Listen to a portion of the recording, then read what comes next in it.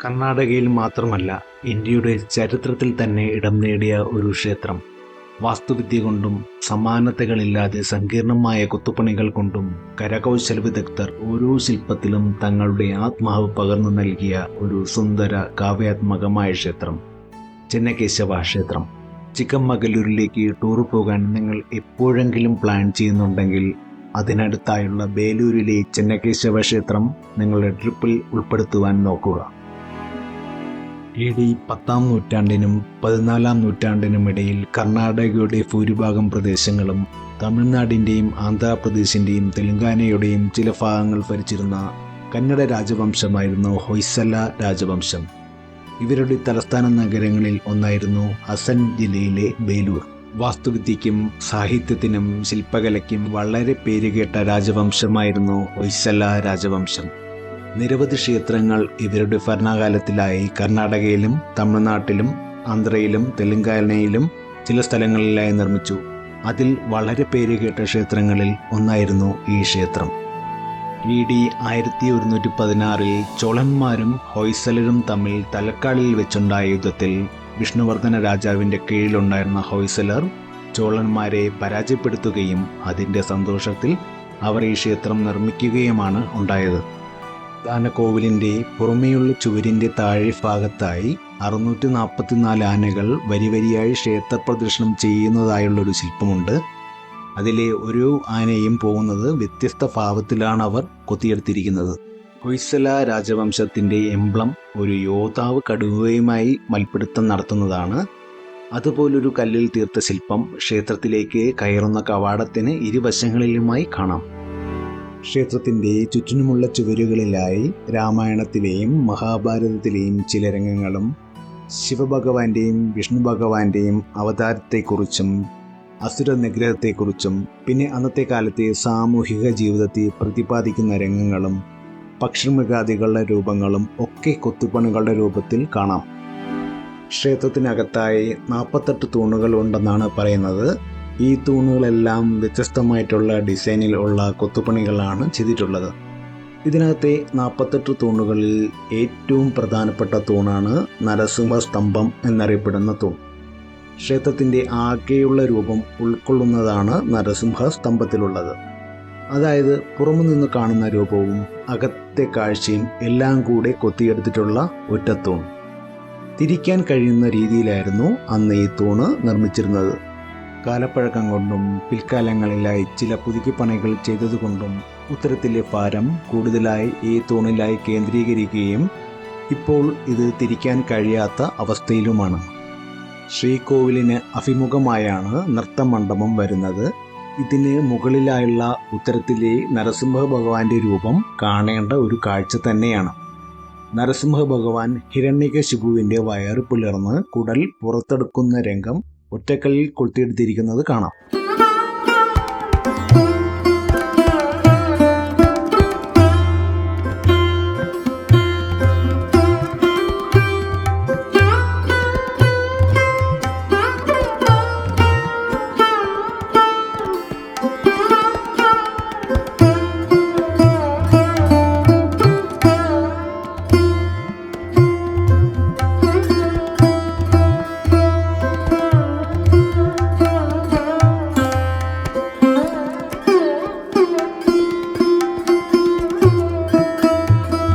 നൃത്തം ചെയ്യുന്ന മോഹിനി രൂപത്തിലുള്ള വിഷ്ണു ഭഗവാന്റെ രൂപം വേറെ ഒരു തൂണിലായി കാണാം. ഇതിൽ ചില നാശനഷ്ടങ്ങൾ ഉണ്ടായിട്ടുണ്ട്. ഇതെല്ലാം അന്നത്തെ കാലത്തെ ആക്രമണങ്ങൾ നടന്നതിൻ്റെ നിശബ്ദ ഓർമ്മയാണ്. ഇന്നത്തെ കാലത്ത് ഇത്രയും ആധുനികമായ ഉപകരണങ്ങൾ ഉണ്ടെങ്കിൽ കൂടി ഇതുപോലെ ഓരോ കൊത്തുപണികൾ ചെയ്ത് എടുക്കുക എന്നത് വളരെ പ്രയാസമുള്ള കാര്യമാണ്. ഈ ക്ഷേത്രം പൂർണ്ണമായി കല്ലുകൊണ്ടാണ് നിർമ്മിച്ചിരിക്കുന്നത്. ക്ഷേത്രഭിത്തിയിൽ മാത്രമല്ല, ഉത്തരത്തിൽ പോലും വളരെ സങ്കീർണമായ കൊത്തുപണികളാണ് ഇവിടെ ചെയ്തിരിക്കുന്നത്. ലോക പൈതൃക പട്ടികയിൽ ഇടം നേടിയ കല്ലിൽ കൊത്തിയെടുത്ത അത്ഭുതം. ഏകദേശം 103 വർഷങ്ങൾ കൊണ്ട് ആയിരക്കണക്കിന് ആളുകളുടെ നിതാന്ത പരിശ്രമഫലമായി രൂപം കൊണ്ട ചെന്നകേശവ ക്ഷേത്രം. കന്നഡയിൽ ചെന്ന എന്നാൽ മനോഹരം, സുന്ദരമായത്, നല്ലത് എന്നിങ്ങനെയാണ് അറിയപ്പെടുന്നത്. കേശവൻ എന്നാൽ വിഷ്ണു ഭഗവാന്റെ സഹസ്രനാമത്തിൽ വരുന്ന ഒരു പേരും. അങ്ങനെ അതിമനോഹരമായ വിഷ്ണു ഭഗവാന്റെ വിഗ്രഹത്തിൽ നിന്നുമാണ് ഈ ക്ഷേത്രത്തിന് ചെന്നകേശവ പേര് ലഭിച്ചത്. വിഷ്ണു ഭഗവാന്റെ മോഹിനി രൂപത്തിലുള്ള പ്രതിമയാണ് ഇവിടുത്തെ പ്രധാന പ്രതിഷ്ഠ. വിഷ്ണു ഭഗവാൻ മോഹിനി രൂപത്തിൽ വന്ന് ഭസ്മാസുരനെ വധിച്ച കഥയുമായി ഇവിടെ ബന്ധപ്പെട്ടിരിക്കുന്നു. ആകാശക്കാഴ്ചയിൽ ഒരു നക്ഷത്രത്തിന്റെ രൂപത്തിലാണ് ഈ ക്ഷേത്രം കാണുന്നത് എന്ന് പറയുന്നു. മറ്റു ക്ഷേത്രങ്ങളിൽ നിന്നും വ്യത്യസ്തമായി മുകൾ ഭാഗം പരന്ന പ്രതലത്തോടെയാണ് ഇവിടെ കാണാൻ കഴിയുക. ഹൊയ്സല രാജവംശത്തിന്റെ തലസ്ഥാന നഗരമായിരുന്ന ബേലൂരിനെ അന്ന് അറിയപ്പെട്ടിരുന്നത് വേളാപുരി എന്നായിരുന്നു. ചിക്കമഗലൂരിൽ നിന്നും ഉദ്ഭവിച്ച് ഹേമാവതി നദിയിൽ ഒഴുകിച്ചേർന്ന യാഗാച്ചി നദിയുടെ തീരത്തായാണ് ഈ ക്ഷേത്രം സ്ഥിതി ചെയ്യുന്നത്. ഈ ക്ഷേത്രത്തിലെ ശില്പങ്ങൾ കൊത്തിയെടുത്തിട്ടുള്ള സൂക്ഷ്മത മറ്റേതൊരു ക്ഷേത്രത്തിലും കാണാൻ സാധിക്കത്തില്ല. അതുതന്നെയാണ് മറ്റു ക്ഷേത്രങ്ങളിൽ നിന്നും ഇവിടെ വിഭിന്നമാക്കുന്നത്.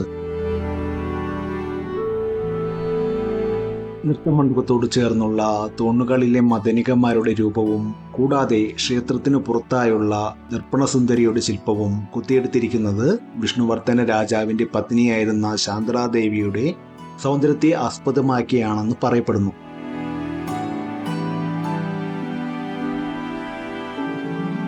നിരവധി ആക്രമണങ്ങൾ ആ കാലഘട്ടത്തിലും അതിനുശേഷവും നേരിട്ടെങ്കിലും കാലക്രമേണയുള്ള പുതുക്കിപ്പണികൾ കൊണ്ട് അന്നത്തെ പ്രൗഢിയിൽ ക്ഷേത്രം ഇപ്പോഴും നിലനിൽക്കുന്നു. ആ കാലഘട്ടത്തിലായാലും ഇപ്പോഴായാലും ഇത്രയും സുന്ദരവും പവിത്രവുമായ നമ്മുടെ പൈതൃക സ്മാരകങ്ങളെ എങ്ങനെ ആക്രമിക്കാൻ തോന്നുന്നു എന്നത് ആലോചിക്കുവാനേ കഴിയുന്നില്ല.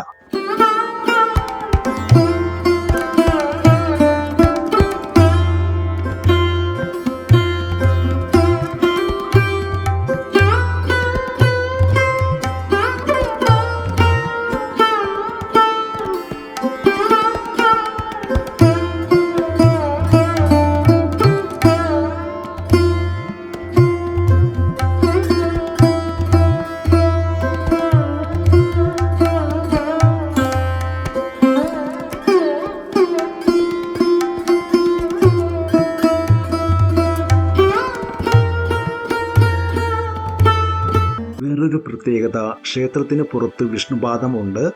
ക്ഷേത്രം അടച്ചിരിക്കുന്ന സമയത്ത് ഇവിടെ വന്ന് ആളുകൾക്ക് പ്രാർത്ഥിക്കാം എന്ന് പറയുന്നു.